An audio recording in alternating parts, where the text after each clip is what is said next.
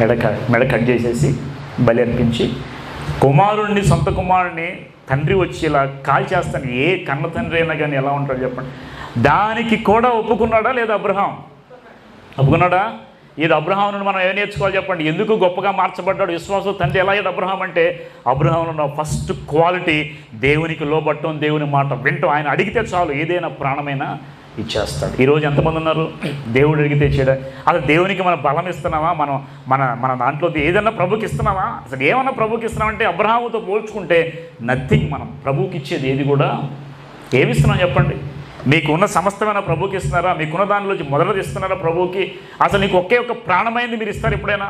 ఎవరెవరు. కానీ అబ్రహాం మాత్రం ఏం చేసే తెలుసా? 3వ వచనం, తెల్లవారినప్పుడు అబ్రహాము లేచి తన గాడి దగ్గరికి అంత కట్టి తన పనివారిలో ఇద్దరిని తన కుమారుడికి సాకుని వెంట పెట్టుకొని వెళ్ళిపోయాడండి.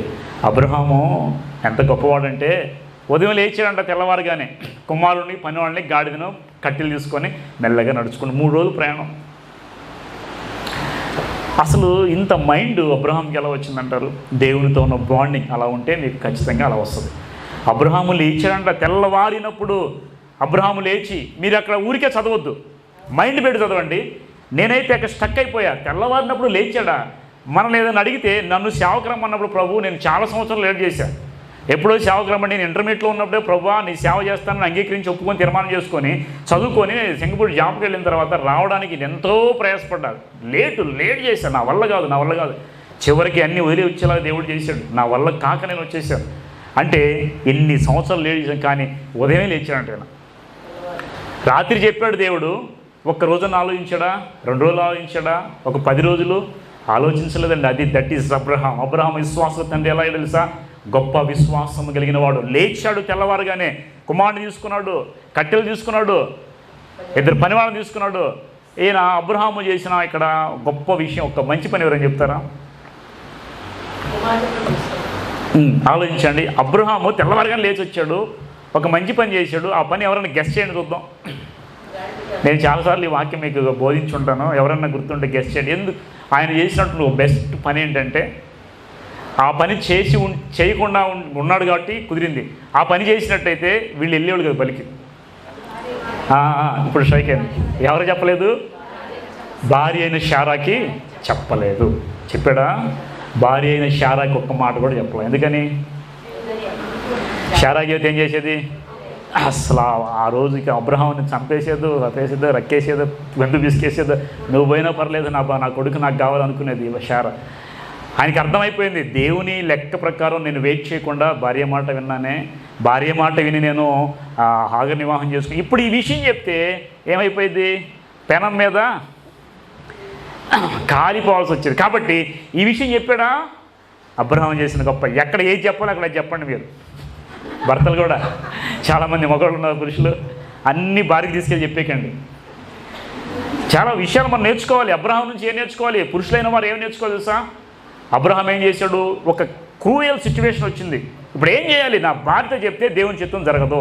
ఇప్పుడు నేనేం చేయాలి? తీర్మానించుకున్నాడు ఒక్కడే. ప్రభుత్వ నిర్ణయం తీసుకున్నాడు, వెళ్ళిపోయాడు. భార్యకి చెప్పినట్టయితే దేవుడు పరీక్షలు అబ్రహాం నెగ్గేవాడా? అసలు పరీక్ష దాకా ఎక్కడ వెళ్ళేవాడు? ఇక్కడే కూర్చునేవాడు. పరీక్షలో పాస్ అవ్వడం తర్వాత సంగతి, పరీక్ష వరకు వెళ్ళేవాడా? వెళ్ళేవాడు. ఇక్కడే స్టాండ్ అయిపోయాడు అబ్రహాం. కాబట్టి పురుషులైన వారు అబ్రహామును మనం ఏమి నేర్చుకోవాలంటే, అవసరమైంది చెప్పాలి, అనవసరమైంది చెప్పకూడదు. దీనివల్ల చెబితే ఏదైనా ప్రభు ఒక పరిచర్యగా నష్టం వస్తుంది అనుకుంటే కానీ దాన్ని మైండ్లోనే పెట్టుకోండి. టక్కని ఎక్కడ పెడితే అక్కడ టక్కని వాగేయటం, ఏది పెడితే అక్కడ చెప్పేయటం. అవునా కదా? కొంతమందికి నిజం కదా అనిపిస్తుంది. అంటే వాళ్ళు అనుభవించుంటారు అటువంటి. కాబట్టి వినండి జాగ్రత్తగా. స్త్రీలు కూడా కొన్ని విషయాలు మనం నేర్చుకోవచ్చు ఇందులో. వినండి, అబ్రహాము చేసిన గొప్ప పని ఏంటంటే, భార్యకి చెప్పకుండా కుమారుని తీసుకొని వెళ్ళిపోయాడు. ఎక్కడికి వెళ్ళాడు? మోరియా పర్వతం మీద. 3వ నాడు. ఎన్ని రోజులు ప్రయాణం చేశాడండి? 3 రోజులు. 3 రోజులు ప్రయాణం చేసుకుంటూ వెళ్ళాడు అబ్రహాము. పక్కనే కూడా కదా మోరియా దేశం. 3 రోజులు వెళ్ళిన తర్వాత కళ్ళెత్తి దూరం నుండి ఆ చోటు చూసి తన పనివారితో, మీరు గాడితో ఇక్కడైనా ఉండండి, నేను ఈ చిన్నవాడిని ఇక్కడికి వెళ్ళి దేవునికి మొక్కి మరలా మీ ఎద్దకు వచ్చేదనని. ఇంకోటి ఇక్కడ అబ్రహాములో నేర్చుకోవాల్సిన ఇంకో క్వాలిటీ ఏంటంటే, నమ్మాడు. ఏమి నమ్మాడు చెప్పండి? ఏమి నమ్మాడు? మీరు ఇక్కడే ఉండండి, పని వాళ్ళకు కూడా తెలియదు అబ్రహాము కుమారుడిని బలిస్తున్నాడని. కుమారునికి తెలియదు, పని వాళ్ళకు కూడా తెలియదు. పని వాళ్ళకి చెప్తే ఈ పని వాళ్ళు కూడా షేరా కూదేసేవాడు. కాబట్టి మీ పక్కన ఉన్న వాళ్ళకి కొన్ని సీక్రెట్స్ ఎప్పుడు కూడా కొన్ని చెప్పకూడదు. అవునా కదా? నోటితో మనం ఏం చేస్తాం, ఏముంది అన్నీ చేసేస్తాం. మనకన్నా ముందు అది వెలిగిపోయింది. తొందరపడి అక్కడ ఏం చెప్పామనుకో వెంటనే గాలికన్నా ఎక్కువ ప్రయాణం చేసేస్తుంది. కాబట్టి కొన్ని విషయాలు పని వాళ్ళకు కూడా చెప్పలేదు అబ్రహాం. ఏం చేసాడు అబ్రహాము? ఇక్కడే ఉండండి, నేను వెళ్ళి నా కుమారుడు వెళ్ళి దేవునికి బలి అర్పించి మొక్కి మరలా మీ యొద్దకు వచ్చేదమా వస్తానా? వచ్చేదమంటే ఇద్దరు. నేను వస్తానని చెప్పాడా? ఇక్కడ ఒక విషయం నేర్చుకుంటే అబ్రహాం ఉన్న విశ్వాసం ఏంటంటే నేను వెళ్ళి బలి అర్పించాను. దీనికి మనసులో ఉంటే దేవుని మాటకు లోబడి వచ్చి ఇంకో మాట ఏంటంటే దేవుడు వాగ్దానం చేశాడు కాబట్టి నాకు సంతానం ఇస్తాను కాబట్టి ఒక్కడే కాబట్టి ఇంకా పుడతారో లేకపోతే ఇతను వస్తాడో చాలా చూద్దామని చెప్పేసి విశ్వాసంతో మరలా తిరిగి వస్తామనే మాట పనివాళ్ళు చెప్పాడు. ఏదైతే నమ్ముతావో నీకు అదే జరుగుతుంది. నమ్ముట నీ వల్ల అయితే నమ్మువానికి సమస్తమో సాధ్యమా కాదా? నమ్ముట నీ వల్ల అయితే నమ్మువానికి సమస్తమో సాధ్యం. అబ్రహాము చెప్పాడు, మేము నా కుమారుడు మరలా తిరిగి వచ్చేదమని చెప్పి అక్కడ నుండి పైకి వెళ్ళిపోయాడంట. ఇదంతా మీకు స్టోరీ అని తెలుసు కదా. ఇక్కడ ఆలోచనండి, దహన బలికి కట్టెలు తీసుకుని తన కుమారుడు ఇస్సాకు మీద పెట్టి అతని చేతితో నిప్పును కత్తిని పట్టుకుని పోయిన వారిద్దరు కూడి వెళ్ళొచ్చుండగా ఇస్సాకు తన తండ్రి అబ్రహాముతో నా తండ్రి పిలిచాను.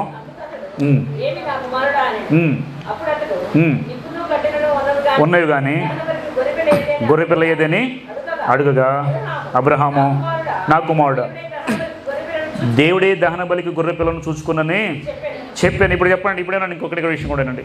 కుమారుడు ఏమడిగాడు? నానా ఇంత బాగానే ఉంది, నన్ను తీసుకొస్తున్నావు, డౌట్ వచ్చి ఉంటుంది ఇస్సాక్కి. నీకు అన్ని చేస్తున్నావు, కట్టెలు చేస్తున్నావు, గాడిని తెచ్చావు, గొర్రె పిల్ల లేదు అని అడిగాడు. అప్పటి వరకు అడిగాడా? డౌట్ రావడం తప్పులేదు, కానీ డౌట్ వచ్చేది అరే నువ్వే గొర్రె పిల్ల అన్నాను అక్కడ ఉండేవాడు ఇస్సాకు. అదే మనలాంటి పిల్ల, ఇప్పుడున్న జనరేషన్ పిల్లలు అయితే అసలు చెప్పగానే కొండ దాకా ఇంటికి వెళ్ళిపోయాడు, 3 వెంకలు ఇంటికి వెళ్ళిపోయాడు. ఇప్పుడున్న జనరేషన్లో అయితే ఇస్సాకును చూసి మనం ఏం నేర్చుకోలేదు సార్. యవనస్తులుగా ఉన్నవాళ్ళు తండ్రి తను చంపడానికి తీసుకెళ్తున్నా కానీ నోరు మెదపకుండా కట్టెల మీద వండుకున్న గొప్ప కుమారులు ఎవరు ఉంటారా? చెప్పండి. ఈ కుమారుడు గురించి చెప్పుకోండి, ఇంకో కుమార్తె గురించి, ఇంకో కుమార్తె గురించి చెప్పుకోరు బైబిల్ గ్రంథాలు. ఎవరు గెస్ట్ చేయండి? గురించి చెప్పుకున్నాం, పరీక్ష గురించి చెప్పుకున్నాం. రెండోది ఏంటి? పరీక్ష. విశ్వాసానికి పరీక్షలు అబ్రహాము నెగ్గాడా లేదా? పరీక్షలో నెగ్గాడు. దావీదు విషయంలో దేవుడు మేలు చేశాడు. దావీదు నిలబడినప్పుడు యుద్ధం చేశాడు. అదే రీతిగా ఇంకా దానియేలు స్నేహితులు వచ్చినప్పుడు దేవుడు నిలబడ్డాడు, వాళ్ళని కాపాడాడు. షడ్రక్ మేషక్ అబేద్నెగోని. కాబట్టి మిమ్మల్ని కూడా దేవుడు పరీక్షించేటప్పుడు నిలబడండి. పరీక్ష కొంతకాలమే ఉంటుంది. ఈ పరీక్ష తర్వాత దేవుడు ఎంత మహిమిస్తాడో తెలుసా? పరీక్ష లేకపోతే నీకు మహిమ రాదు. పరీక్ష లేకపోతే నీవు దేవునికి భయపడతావని బయటికి తెలియదు. పరీక్ష లేకపోతే నీ టాలెంట్ బయటికి అర్థం కాదు. కాబట్టి దేవుడు ఒక్కోసారి నువ్వు శోధించి పరీక్షించేటప్పుడు నీవు మాత్రం నాకెందుకు ఈ శోధనలు ప్రభువా, తీసే ప్రభు అనొద్దు, కానీ శోధనలో నిలబడే శక్తిని నాకు దయచేయ ప్రభు అని ప్రార్థన చేయాలి. వినండి జాగ్రత్తగా, అలా ప్రార్థన చేయండి. అలా ప్రార్థన తీసే అంటే నీకు వద్దా మహిమ? నిందకు ప్రతిగా దేవుడు ఏం చేస్తాడు? రెట్టింపు ఘనత. నింద పొందిన వాడికి రెట్టింపు వేస్తాడు, నింద లేని వాడికి మామూలు ఘనత ఇస్తాడు. కానీ నిందకు ప్రతిగా దేవుడు ఏం చేస్తాడంట? రెట్టింపు ఘనతనిస్తాడు. కాబట్టి అబ్రహాము పిలుపులో లోబడ్డాడు, విధేయత కలిగి ఉన్నాడు. 2 పరీక్షలో పాస్ అయ్యాడు. ఇంకొక విషయం కూడా, అబ్రహాము కొన్ని పొరపాట్లు చేశాడు. వాటి గురించి కూడా మన జ్ఞాపకం చేసుకున్నాం. ఒకసారి ఆదికాండం 12వ అధ్యాయం చూడండి. అబ్రహాము యొక్క పొరపాట్లు చూడండి ఒకసారి. 2 విషయాలు అయిపోయినాయి. 3వ విషయం అబ్రహాము యొక్క పొరపాట్లు. 12వ అధ్యాయము 4వ వచనం.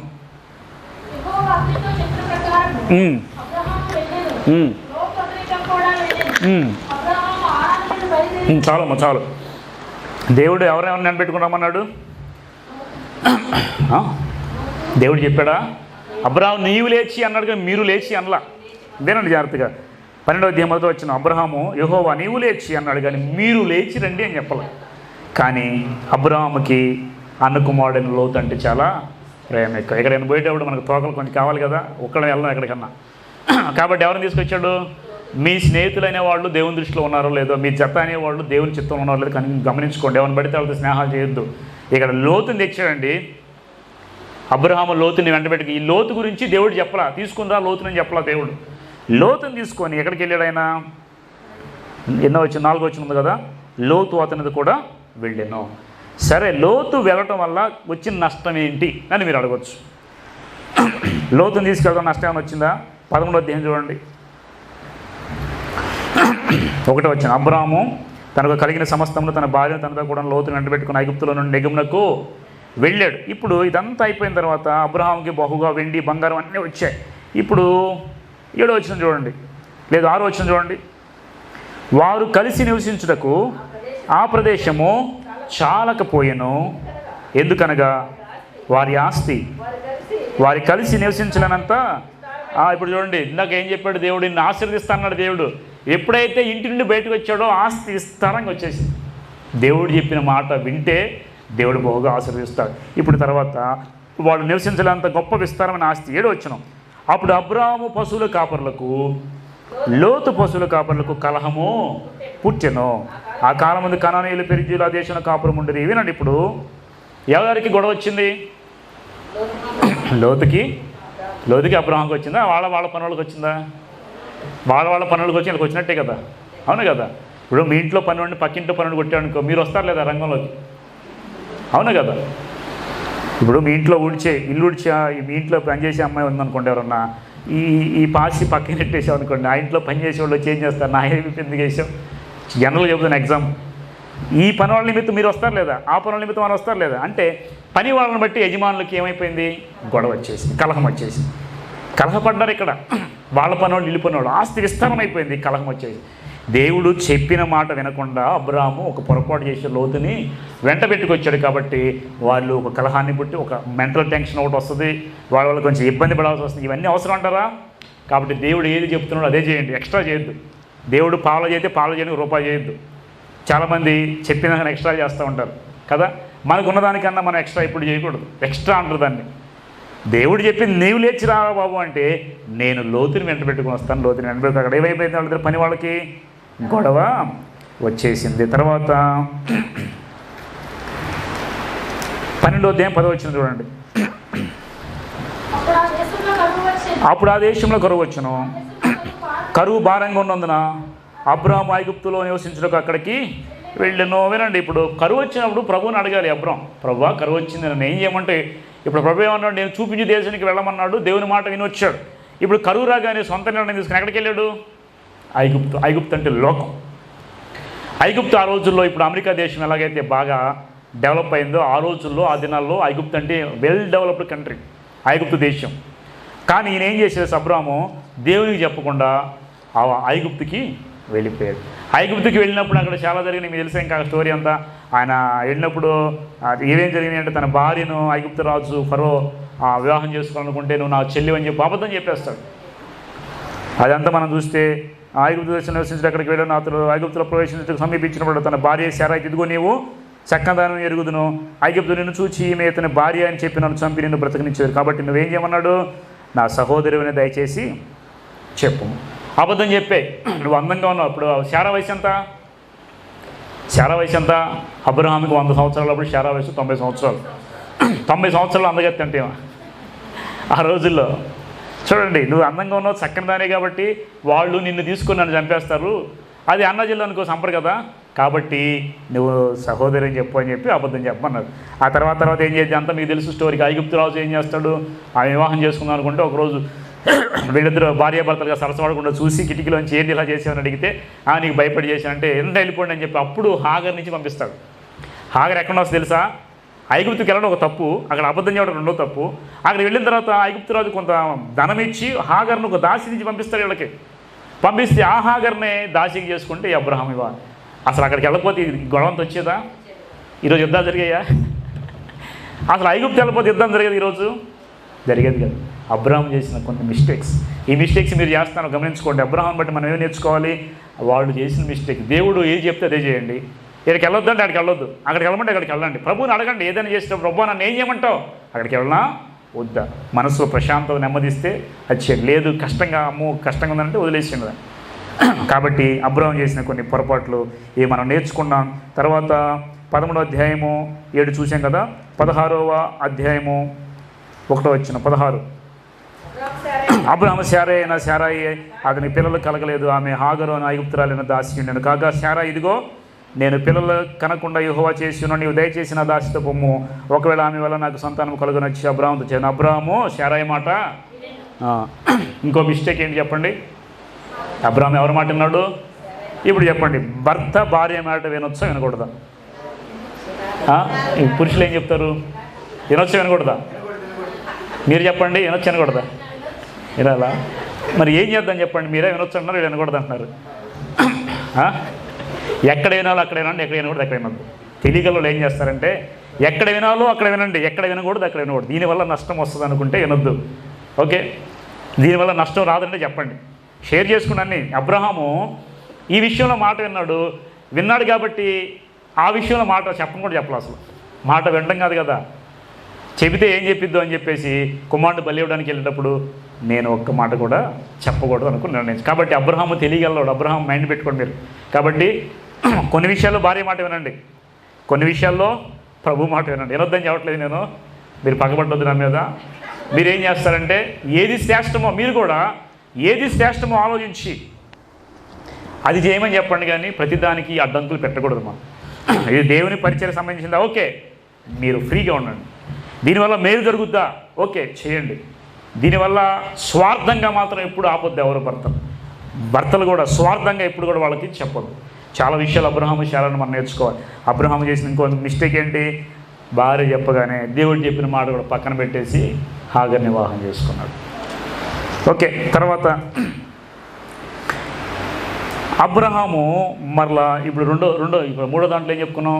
అబ్రహాము చేసిన తప్పులు. ఇంకొక చోట కూడా అబ్రహాము ఒక పని చేస్తాడు, అది కూడా చూద్దాం ఒకసారి. చూడండి, 24వ అధ్యాయం చూడండి. 25వ అధ్యాయం చూడండి. అబ్రహాముకి ఎంతమంది భార్యలు చెప్పండి? అబ్రహాంకి ఎంతమంది భార్యలు? ఇద్దరెవరు? మీకు అదే తెలుసు కదా, బైబిల్ వాక్యం చూడండి. ఇప్పుడు 25వ అధ్యాయం చూడండి. అబ్రహాము మరలా ఒక స్త్రీని వివాహం చేసుకొని నేను, ఆమె పేరు మీకు తెలుసా విషయం? కొంతమంది తెలుసు, కొంతమంది తెలియదు. అబ్రహాము 100 ఏళ్ళు దాటిన తర్వాత ఇంకా మిస్టేక్ ఏం చేశాడు? ఇంకొకరిని పెళ్లి చేసుకున్నాడు. ఆమె పేరు కెతూరా. ఆమె అతనికి జిమ్రాను, యక్షాను, మైదానం, మిద్యాను, ఇషాకు, యోషు అని వారిని కానీ ఇంకా ఏం కూడా పిల్లకందండి.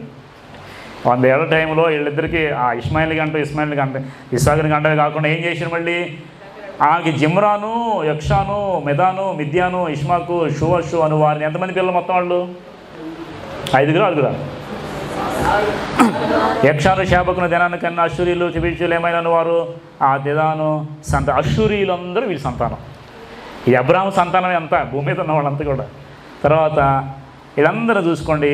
5వ వచనం చూడండి. అబ్రహాము తనకు కలిగినది యావత్తు ఇస్సాకు ఇచ్చెను. అబ్రహాము తన ఉపపత్తుల కుమారులకు బహుమానములు ఇచ్చి తను సజీవుడే కానీ తర్వాత చూద్దాం. ఇప్పుడు చూడండి, అబ్రహాము ఒక మంచి పని చేశాడు. ఇక్కడ ఏంటంటే సొంత కుమారుడిని భార్యని పక్కన పెట్టేసి వేరే వాళ్ళు చేసుకున్న వాళ్ళకి ఈరోజు ఆస్తిపాస్తులు ఇస్తూ ఉంటారు చాలామంది కదా. అబ్రహాం ఏం చేసి తెలుసా? సొంత కుమారుడికి ఆస్తి అంత ఇచ్చాడు, ఉపపత్తుల కుమారులకి బహుమానాలు ఇచ్చాడు. ఇవి కొంతమంది ఇలాంటి విషయంలో ఏం చేయలేక ఆస్తి మొత్తం ఆ పేరు రాసేస్తూ ఉంటారు. వాళ్ళు తెలియక అబ్రహాం చూసి ఏం నేర్చుకోవాలి? సొంత కుమారుడు వారసుడు అవుతాడు. వారసుడికి ఆస్తి ఇచ్చాడు, మిగతా వాళ్ళకి ఏం చేశాడు? బహుమానం. అంటే వాళ్ళు తినడానికి బతకడానికి కావాల్సిన కొన్ని బహుమానాలు ఇచ్చాడు. వాళ్ళని కూడా వదిలిపెట్టాలి అబ్రహాం. ఓకే, ఇప్పుడు ఇష్మాయిల్ని వదిలిపెట్టాడు దేవుడు. అబ్రహాం వదిలిపెట్టి ఇష్మాయిల్ కోసం కూడా ప్రార్థన చేశాడు. ప్రభా నా కుమారుడు బ్రతుకు నీవు ప్రభా, వాళ్ళు 12 రాజులు వస్తారన్నాడు దేవుడు. కాబట్టి వాళ్ళని కూడా దేవుడు బహుగా ఆశ్రయించి అరబ్బులందరూ కూడా ఇష్మాయిల్ సంతానం. వాళ్ళు చూడండి, సౌదీ కింగ్స్ ఉంటారు, వాళ్ళకున్న ఆస్తులు ఎవరికి ఉన్నాయా? ఒక బావి వేసారంటే పెట్రోల్ బావి, భయంకరమైన నిధులు వచ్చేస్తాయి. వాళ్ళంతా అబ్రహాము సంతానం, దేవుడు ఆశ్రయించిన వాళ్ళే. యూదులందరూ కూడా ఇస్సాకు సంతానమే. కాబట్టి గుర్తుపెట్టండి, అబ్రహాము తర్వాత చేసినటువంటి మిస్టేక్ ఇంకా 1-2 ఉన్నాయి, నేను ముగించేస్తాను. ఇంకా అబ్రహాము ఇప్పుడు పశ్చాత్తాపడతాడు. అబ్రహాము ఒక చోట 15వ అధ్యాయము 2వ వచనం 15:2 చూడండి ఒకసారి. అబ్రహాము యొక్క పశ్చాత్తాపము.